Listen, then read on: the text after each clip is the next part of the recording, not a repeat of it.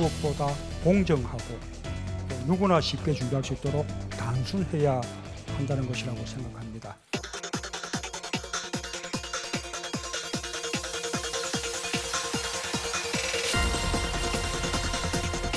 국문학 추진 방향은 공정성, 중립성, 책임성, 투명성 확보입니다.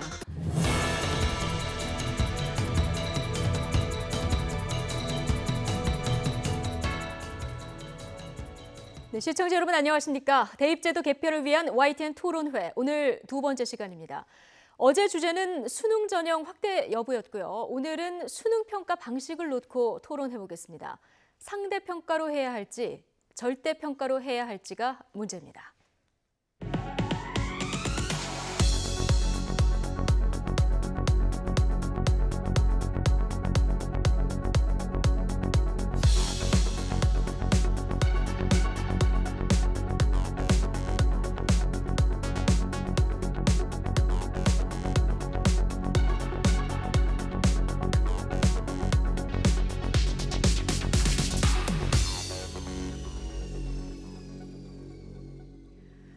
네, 오늘 토론해 주실 패널 두 분 모셨습니다. 사단법인 아름다운 배움 연구소의 박재원 소장님, 그리고 안성진 성균관대학교 교수님 나오셨습니다. 두 분 안녕하십니까? 네, 반갑습니다. 예, 어서 오십시오. 자, 오늘 의제가 어떻게 보면은 지난 시간에 저희가 토론했던 수능과 학생부의 비율 조정 문제하고도 이제 맥을 같이 하는 부분인데요. 역시 양쪽 주장이 팽팽합니다. 시청자분들의 이해를 돕기 위해서 저희가 간단하게 양쪽 주장을 정리해봤습니다. 함께 보시고 본격적인 토론에 들어가도록 하겠습니다. 정지용 앵커입니다. 오늘 토론의 쟁점은 수능 평가 방식을 상대평가로 하느냐, 아니면 절대평가로 하느냐입니다. 현재 절대평가인 과목은 영어와 한국사뿐입니다. 그런데 지금 진행되고 있는 대입제도 개편 공론화 과정에서 모든 과목을 절대평가로 전환해야 한다는 주장이 나오고 있습니다. 그럼 간단하게 양쪽의 입장을 정리해 보겠습니다. 우선 상대평가 쪽입니다. 수능이 변별력을 잃지 않으려면 상대평가 원칙을 유지해야 한다고 주장합니다. 상대평가를 해야 긍정적인 경쟁을 유도할 수 있고, 그래야 학업 성취도도 높일 수 있다는 입장입니다. 반대로 절대평가 쪽에서는 수능 부담을 줄이려면 상대평가를 해서는 안 된다고 주장을 합니다. 줄 세우기식의 경쟁은 결국 점수 받기 쉬운 특정 과목 쏠림 현상을 불러오고 사교육 의존도도 높이게 될 것이라고 우려합니다. 결국 수능 확대 여부와 직접적으로 연결된 문제로 볼 수 있는데요. 합리적인 해법을 구할 수 있을까요? 네, 뭐 어느 쪽 얘기를 듣든 간에 고개가 끄덕여지는 이런 부분들이 둘 다 있는데요. 자, 오늘 이 시간에 시청자 여러분의 판단에 도움이 되길 바라면서 이제 토론을 본격적으로 시작하겠습니다. 먼저 1차 토론회 때처럼 양쪽의 개괄적인 입장부터 좀 들어볼 텐데요. 먼저 박재원 소장님, 수능 전 과목을 절대평가로 하는 것이 좋겠다 이런 입장이신데요. 어떤 이유에서 그렇습니까? 네, 뭐 한국 사회 경쟁 사회죠. 입시 경쟁 불가피한 측면이 있습니다. 근데 지나친 경쟁은 좀 피해야 되지 않을까 이런 생각이고요. 지금 폐지가 됐지만 우리나라에서 가장 어렵다는 사법시험의 합격률보다 정답률이 낮은 수능 문제가 지금 나오고 있습니다. 네. 말 그대로 이제 상대평가 변별을 위해서 우리 교육이 지나치게 희생되고 있는 것은 아닌가 이런 생각을 좀 가지고 있습니다. 상위권 학생들은 힘들고요. 또 중위권 학생들은 사실은 아무리 노력해도 나의 위치가 상대적으로 평가되기 때문에 성적 향상이 잘 되지 않습니다. 그리고 하위권 학생들은 7, 8, 9등급을 깔아주고 있어요. 결국 학교에 가보면 너무나 이제 우리 현실이 가슴에 아픕니다. 자, 이제 이럴 경우에 우리가 정말 학교 교육을 좀 정상화한다면 무엇을 해야 될 것인가? 절대평가의 가장 큰 의미는 이런 겁니다. 내가 노력한 만큼 성적을 받을 수 있다. 그리고 내가 필요한 공부를 해서 내 성적을 올릴 수 있다는 희망을 학교 교실 안에 불러일으켜 주는 거거든요. 자, 그렇게 되면 이제 우리가 그동안 대한민국 교육에서 가장 큰 걸림돌이었던 공교육 정상화도 저는 본격적으로 이제 시작이 가능할 것이 아닌가 이런 생각을 가지고 있습니다. 네. 또 하나 이제 그 사교육 문제가 심각한데 이제 그렇게 되면 지나친 점수 경쟁, 과잉 경쟁으로부터 벗어난 교실에서 상당히 많은 배움이 일어날 거라고 저는 기대를 하고 있고요. 그렇게 되면 사교육 의존도, 특히 부모의 경제력과 정보력의 차이에 의해서 대학 성취가 달라지는 어떤 이런 좀 우리 사회의 가슴 아픈 면도 상당 부분 완화되지 않을까라는 기대를 가지고 있습니다. 예, 그러니까 변별력 때문에 학생들이 풀지 않아도 돼야 될 너무 어려운 문제까지 푸는 단점도 있고 사교육 시장이 더 확장될 것이다 이런 얘기를 해주셨는데 이번에는 그 안성준 교수님 원칙적으로 상대 평가 방식을 유지해야 된다 이런 입장이십니다. 예, 상대 평가 방식이라고 하는 것은 학생들에게 기회를 제공하고 고등학교나 아니면 대학교에 수업을 정상화시킬 수 있는 그런 방안이라고 생각을 하고 있습니다. 그러니까 절대 평가 방식이라고 하는 것은 학생의 성취도에 따라서 일정 점수를 넘어서게 되면 그 학생들에게 이제 동일한 등급을 부여하는 방식인데요. 이제 그렇게 하게 되면 사실은 이제 동일한 등급을 갖고 있는 학생들이 많은 학생들이 발생을 하기 때문에 이 학생들이 골고루 대학을 가는 것이 아니라 특정 대학 혹은 특정 학과에 몰리게 됩니다. 이제 그렇게 하게 되면 공정한 선발이 어렵기 때문에 예. 대학에서는 추가적인 전형 요소를 들어가게 됩니다. 뭐 예를 들면은 이제 대학별 고사를 본다든지 아니면은 뭐 교과 성적을 반영을 한다든지. 근데 대학별 고사라고 하는 것은 또 여러 가지 문제가 발생할 수 있거든요. 200여 개에 해당되는 대학들이 다 대학별 고사를 보는 그런 문제도 있고 학생들 입장에서는 또 이걸 추가적으로 준비를 해야 되는 부담도 있습니다. 근데 이제 교과 즉 고등학교 성적이라는 것을 붙이게 되면 아주 이제 간편한 방식이 되는 거죠. 이제 그렇게 하게 되면 사실은 지금 논의되는 것이 이제 정시라고 부르는 것인데 이제 수시라고 하는 부분은 사실 교과라고 하는 고등학교의 성적이 유리한 학생들이 상당히 유리한 입장을 갖고 있게 되거든요. 네. 이제 그렇게 되면은 교과를 정시에 반영을 해서 사용을 하게 된다면 고등학교 성적이 좋은 애들은 수시에서도 좋은 그 유리한 고지를 차지하게 되고 정시에서도 유리한 고지를 차지하게 되거든요. 과연 이것이 이제 교육적으로 올바른 방법이냐라는 문제도 있고요. 그리고 이제 생각해 보시면 이 대학에 들어간 재학생들 입장에서도 등급이 예를 들어서 이게 난이도라는 것이 이게 굉장히 일정 수준 가져가기 어렵기 때문에 뭐 2등급, 3등급 이런 거 되는 애들이 혹은 뭐 등급을 올리기가 용이해서 상당히 어려운 대학의 교육에서도 이 학생들이 굉장히 이동을 하려고 할 거 아닙니까? 이제 그런 부분들이 좀 있을 수 있다라는 것이 우려되는 상황입니다. 예. 근데 안성준 교수님, 그 고등학교 교육 현장을 중심으로 좀 생각을 해보면 네. 우선 절대 평가 방식을 요구하는 쪽에서는 상대 평가로는 수업이 정상화될 수가 없다. 이게 이제 일점에 목을 매야 되기 때문에요. 그리고 또 암기식 수업에 매몰될 수밖에 없다. 이런 주장이 나오거든요. 이 부분은 어떻게 보십니까? 일단 암기식 수업은 사실 수능이 암기를 잘해가지고 점수를 받기는 굉장히 어렵고요. 내신하고는 좀 다르다. 예, 어렵고요. 그리고 이제 고등학교 현장의 수업을 생각을 해보면 사실 입시라는 것이 수시가 있고 정시가 있지 않습니까? 이제 수시라고 하는 것은 학생부를 위주로 하는 전형들이 있는데 학생부를 위주로 하는 전형 자체가 고등학교 성적이 우수한 애들이 유리하다는 얘기거든요. 그러면 이제 정시마저도 그렇게 가게 되면 사실 고등학교 1학년 때 내가 내신 성적이 별로 잘 안 나왔다. 그러면 이 학생들이 상당히 그 고등학교를 계속 다녀야 되는지 이런 이제 문제가 발생할 수가 있거든요. 이제 그러면은 학생들 입장에서 교사 입장에서도 성적이 좋은 학생들은 너희들은 수시라는 전형이 있으니 학생부를 위주로 하는 전형으로 대학 입시를 준비를 하고 만약에 이제 고등학교 1학년 때 좀 성적이 안 좋다 하더라도 그 학생들은 좀 지금이라도 열심히 준비를 해서 네가 수능을 보면 되지 않겠느냐. 그래서 고등학교 교육이 오히려 정상화되는 역할을 할 수 있다. 학생들에게 다양한 기회도 제공할 그렇습니다. 수 있다. 이런 네. 주장이신데 반론도 좀 들어보죠.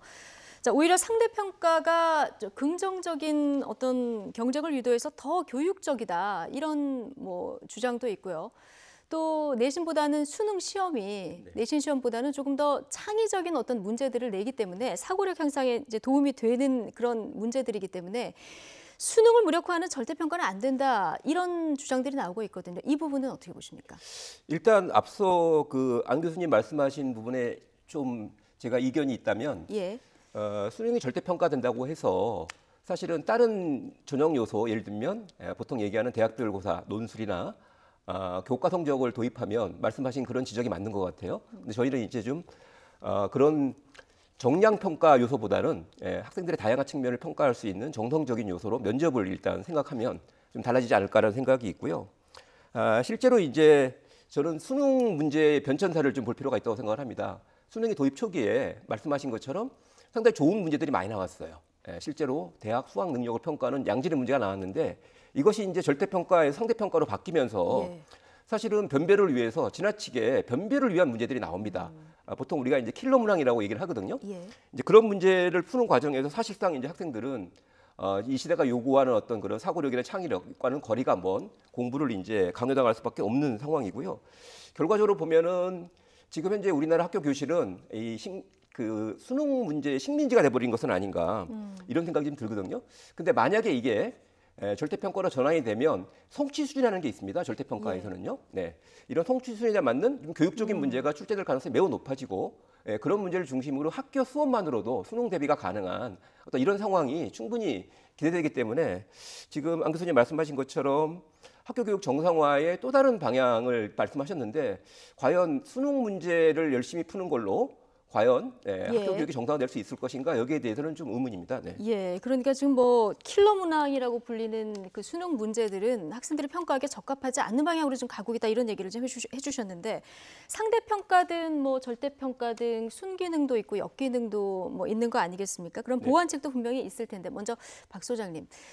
절대평가의 단점을 그렇다면 보완하려면 어떤 방안들이 있을까요? 저는 이제 우리나라 수험생이 지난해만 하더라도 수능 응시자가 60만 명이 조금 안 됩니다. 근데 이제 이 절대평가가 됐을 때 발생하는 문제로 변별력 얘기를 하거든요. 네. 동점자가 너무 많이 나온다. 예. 이 상위권의 일부 얘기입니다. 그리고요, 실제로 제가 한번 2017년도 수능을 기준으로 한번 살펴보니까요. 탐구 과목 2과목을 기준으로 해서 국영수 탐구 과목 2과목 모두 1등급을 받은 학생이요. 전체 응시자 0.85%, 4,700여 명밖에 안 되거든요. 네. 그러니까 실제로 우리가 생각하는 절대평가가 됐을 때 변별력이 완전히 사라질 것 같다라는 식의 우려는 저는 그렇게 근거가 있지 않다라고 봅니다. 예. 그리고 중요한 것은 이런 거죠. 그러면 그 변별력이 사라진 자리에 우리가 무엇을 채울 거냐. 그것이 혼란으로 갈 수도 있지만 거기에 앞서 말씀드린 것처럼 그 학생의 진로라든지 다양한 어떤 능력들을 평가할 수 있는 서류 기반 면접으로 그 빈 칸을 말 그대로 예를 들면 한 등급에 있는 친구들이 같은 학력대라고 봤을 때 거기서 조금이라도 앞서가려고 하는 경쟁이 아니라 그 안에 그 촘촘한 변별이 사라진 그 여유 있는 자리에다가 학생들의 미래에 대한 또는 자기 진로에 대한 고민들을 담아서 그런 것들을 대학에서 적절하게 평가할 수 있는 방법들을 도입한다면 저는 이제 우리 교육이 뭔가 그동안 이런 거 아니겠습니까? 사실은 촘촘하게 서열화되면 이제 배치표가 만들어지고요. 이런 것들이 이제 모든 국민들이 부정하는 대학 서열화의 또 하나의 기제가 되는데 그런 걸로부터 좀 벗어나가지고 자기 진로를 찾는데도 이 절대평가는 매우 중요한 토대가 될 거라고 믿습니다. 예. 자, 사고력과 창의성 측정이 힘들다. 자, 이런 주장들에 대해서 상대 평가는 어떻습니까? 어떤 점으로 그 단점을 보완할 수 있을까요? 그러니까 대학의 입시라는 것이 사실은 우리가 지금 논의하고 있는 수능만 있는 것이 아니고요. 이제 수시가 있고 정시가 있고 사실 정시는 현재 비율로 보면 선발하는 인원이 20% 초반에 해당이 됩니다. 예. 그리고 학생들 입장에서 보게 되면은 수시도 한 번의 기회이고 정시도 한 번의 기회이거든요. 예. 그러니까 제가 초점을 맞추는 것은 학생들 입장에서 이게 다양한 학생들이 존재를 합니다. 그 학생들이 과연 내가 선택할 수 있는 그런 대학에 들어갈 수 있는 기회를 제공하는 거냐 이런 측면에서 보는 거고요. 이제 수시라고 하는 것도 사실은 이제 학생부 기반 전형은 고등학교 때 생활의 충실성 이걸 기반으로 하고 있기 때문에 고등학교 성적이 우수한 학생들이 유리한 전형입니다. 그러면 이제 정시라는 것마저도 다른 전형 요소를 통해서 그 학생들이 유리한 전형을 가져가게 되면 문제가 있을 수 있다 이런 뜻이고요. 이제 면접 같은 경우도 생각을 해보시면 면접을 10분을 보면은 10분에 한 명을 본다면 1시간에 6명을 볼 수 있거든요. 예. 10시간을 봐봐야 60명을 봅니다. 그러니까 주요 대학이 3,000명의 정원이 넘게 되면 그 많은 학생들을 면접을 본다는 것이 상당히 현실적으로 어려운 그런 상황입니다. 그래서 말씀하신 그런 부분들, 그러니까 학생들의 창의력이나 이런 부분들은 사실은 수시라는 학생부를 기반으로 한 전형에서 선발이 가능하기 때문에 그 학생들은 그 학생들의 기회를 주고 그다음에 고등학교 생활을 하면서 내가 그런 걸 미처 못한 애들, 자식들 다 키워보신 분들은 아시겠지만 애들이 늦게 처리드는 아이들도 있거든요. 예. 이제 그 아이들이 기회를 갖기 위해서는 이미 고등학교 생활을 다 지났는데 어떻게 하겠습니까? 예. 그 학생들이 갈 수 있는 전형이어야 되지 않습니까? 예. 근데 이제 말씀하신 대로 이제 상대 평가를 가져가게 되면 문제가 있을 수가 있습니다. 고등학교 수업에 영향을 줄 수가 있죠. 이제 그러니까 너무 많은 비중으로 수능으로 선발을 하는 것은 문제가 있는 겁니다. 그러니까 적절한 비율을 선정을 하는데 현재처럼 20% 초반 정도의 비율을 선발하는 것이 과연 그렇게 큰 영향을 줄 수가 있겠느냐. 네. 지금 학생분을 기반으로 한 전형 자체가 어느 정도 안착이 되고 있는 상황에서 예. 그래서 지금 정도의 비율로 안정시키는 것이 오히려 고등학교의 생활을 더 유지시킬 수 있는 아이들에게 조금 더 다양한 그런 맞습니다. 전형의 기회를 줄 수 있는 방법이다. 맞습니다. 예, 이런 얘기를 해주셨는데, 네, 여러분께서는 지금 YTN 대입제도 개편 토론회를 함께하고 계십니다. 고단한 하루 끝에 떨구는 눈물 난 어디를 향해 가는 걸까 눈을 감아보면 내게 보이는 내 모습 지치지 말고 잠시 멈추라고 깨끗하지 않던 짙은 나의 어둠을 나를 버리면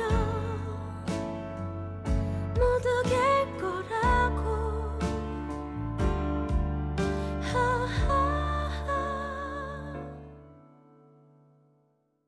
학생들 입장에서 보면요, 제도를 어떻게 바꾸든지 간에 학생들에게 대입 절차는 뭐 부담스러운 건 사실이지 않습니까?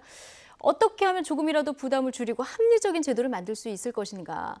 자, 이게 이제 어른들의 책무라고 볼 수 있을 텐데요. 지금 이 토론회도 아마 이런 취지에서 지금 진행을 하고 있는 겁니다. 그런데 절대평가를 지지하는 쪽에서는 상대평가가 과도한 순위 경쟁을 주장해서 학생들뿐만 아니라 학부모들한테도 지나친 부담이 된다. 이런 주장이 좀 절대적이거든요. 이거 어떻게 보십니까? 사실은 모든 아이들은 저마다의 달란트를 갖고 있고 각 분야에서 굉장히 우수한 아이들이라고 생각합니다. 하지만 우리나라는 국가교육과정을 운영을 하고 있습니다. 국가교육과정에서는 우리 미래 세대가 가져야 될 인재상이 있고 그 인재상을 달성하기 위해서 어떤 교육 내용을 배워야 되느냐라는 걸 갖고 있는 거거든요.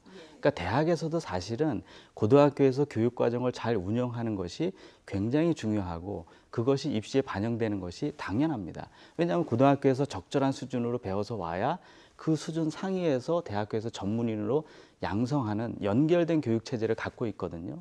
근데 그렇다라고 하면 이 제도에 가장 부합하는 것이 학생부 종합전형인 겁니다. 학교 생활의 교과라든지 그다음에 창의적 체험 활동을 통해서 선발하는 거죠.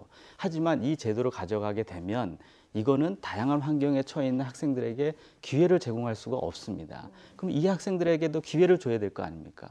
심지어는 고등학교를 졸업하고 나서도 학생들이 대학에 갈 수 있는 전형이 있어야 되거든요. 그래서 어느 정도의 퍼센트로 수능이라는 것을 유지를 해서 교과와 상관없이 선발할 수 있는 제도는 남아 있어야 되는 거 아니냐라고 생각을 하고 있습니다. 예. 일관적으로 이제 학생들에게 다양한 전형이 보장돼야 된다. 이 주장을 이제 계속 하고 계십니다. 자, 박 소장님. 네. 그런데 앞서 이제 안 교수님 얘기해 주셨지만 이게 절대평가를 하게 되면 동일한 점수대 학생들이 많다 보니까 면접이라든가 아니면 뭐 학생부 평가라든가 논술이라든가 이렇게 평가할 수 있는 또 다른 항목이 늘어나다 보면은 이것이 학생들한테 더 부담으로 갈 수 있는 것이 아니냐. 그리고 또 내신 경쟁이 더 치열해질 수 있는 것이 아니냐. 이런 지적이 나오거든요. 그러니까 이제 그 절대평가 도입에 따른 변별력의 약화를 어떻게 보완할 거냐의 문제인 것 같아요. 예. 예, 그때 이 안에는요, 이제 이런 명확한 입장이 있습니다. 학생부 교과 성적을 반영하거나 변별력 약화를 보완하기 위한 자료로 또는 논술과 같은 또 다른 전형 자료를 만들지 말자. 그러면 이제 부담이 되는 거죠. 네. 근데 이제 그런 방법 말고 학생들이 면접을 통해서 충분히 자신을 어필할 수 있는 그런 기회를 만들어 주려고 노력을 하는 겁니다. 그리고 그 면접은 이렇게 보시면 돼요. 모든 학생을 다 면접을 봐야 될 필요는 없는 겁니다. 예를 들면 등급을 가지고 변별을 했는데 합격권에서 멀어진 학생들은 당연히 탈락이 되는 거고요. 그다음에 합격권이 안정적인 친구들까지 면접을 볼 필요가 없는 거죠. 경계선에 있는 친구들 중심으로 면접을 보면 충분히 기술적으로도 문제가 해결이 가능하다라고 보는 거고요. 그리고 저는 이제 이런 말씀을 좀 드리고 싶어요. 수능이 말 그대로 뭐 패자부활이라는 얘기가 있지 않습니까? 예. 안 교수님께서 말씀하신 것처럼 다양한 학생들에게 다양한 기회를 주는데 그때 과연 상대평가가 유리할까 정대평가가 유리할까라는 생각이 지금 들었습니다. 상대평가는 웬만큼 노력해 성적 올리기가 어렵거든요. 예. 근데 절대평가는 노력한 만큼 성취할 수 있어요. 그리고 부족한 부분들은 점수를 또 올리기 위해서 노력하는 것이 아니라 자기가 특별한 부담 없이 자신의 진로라든지 자신의 다양한 또 재능들을 어필할 수 있는 그걸 면접을 통해서 보완해 나가는 것이 더 오히려 더 예. 패자부활 측면에서도 바람직한 것이 아닌가라는 생각이 들었습니다. 그러니까 학생부 전형의 기록이 1, 2학년 때 좋지 않더라도 수능으로 대학을 가려고 생각을 하더라도 그렇게 되면 오히려 더 절대평가가 더 유리할 수 아이들에게 있는 유리할 거죠. 수 있을 것이다. 네, 이런 그렇죠. 주장을 그게 만약에 해주셨습니다. 학생부 예. 교과 성적이나 논술과 같은 그런 또 다른 전형 요소가 추가된다면 지금 말씀하신 것처럼 입시 부담이 이제 가중되는 그런 부작용이 있지만 예. 그건 충분히 피해갈 수 있고 저는 이런 말씀 드리고 싶어요. 그 정도는 우리가 좀 노력을 좀 하자. 학교 교실이 좀 정상화 되려면 네. 그런 정도는 노력을 해야지 여전히 또 변별력 때문에 다시 과거로 돌아갈 수는 없는 것은 아닌가. 네. 이런 말씀을 드리고 싶습니다. 네. 네. 자, 이제 의제를 좀 바꿔보겠습니다. 수능 최저 학력을 대학에서 활용하게 할 것인가 말 것인가. 자, 이 부분을 지금 좀 논의를 해볼 텐데 최소한 어느 정도의 그 과목별 수능 등급, 대학이 요구하는 이 등급을 맞춰야지 이제 수시에 최종 합격되는 것이 수능 이 최저 학력 기준 아니겠습니까? 그런데 이 제도가 있으면은 수능 전형의 취지 자체를 담보할 수 없다 이런 주장이 있는가 하면은 수능이야말로 제일 공정하고 객관적인 방식이기 때문에 이 수능 영향력을 꼭 유지해야 한다 이런 주장이 지금 맞서고 있습니다. 일단 안 교수님은 어떤 입장이십니까?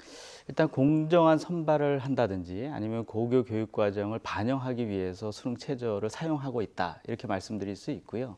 이제 학생부 종합 전형처럼 학교 생활이라든지 창의적 체험 활동과 같은 것이라든지 아니면 교과를 반영한 전형에서 수능을 최적을 반영하는 필요성은 떨어진다고 봅니다. 예. 하지만 예를 들면 논술과 같은 전형에서는 사실 일부 과목만 평가를 하고 있기 때문에 고등학교의 전반적인 수학의 정도를 반영할 수가 없습니다. 그래서 논술과 같이 일부 과목만 보는 전형에서는 이제 수능을 기본적으로 어느 정도 수능은 전반적인 과목들을 보고 있기 때문에 그걸 반영하는 것을 고려를 하는 거고요. 그리고 이제 교과 전형 같은 경우도 보시게 되면 이게 어느 고등학교에서는 그 예를 들면 국어라는 과목을 10단위를 배우고 어느 고등학교는 20단위를 배우고 어느 고등학교는 1등급의 학생이 10명이고 어느 고등학교는 20명이고 학생의 인원도 다 다릅니다. 이제 그런 상황에서 같은 등급이 들어왔을 때 교과에서는 등급만 봐야 되는 상황이 되거든요. 근데 이렇게 고등학교의 상황이 다양한데 이걸 표준화된 어떤 잣대가 필요하기 때문에 이제 현재 수능 최저를 두고 있는 거고요.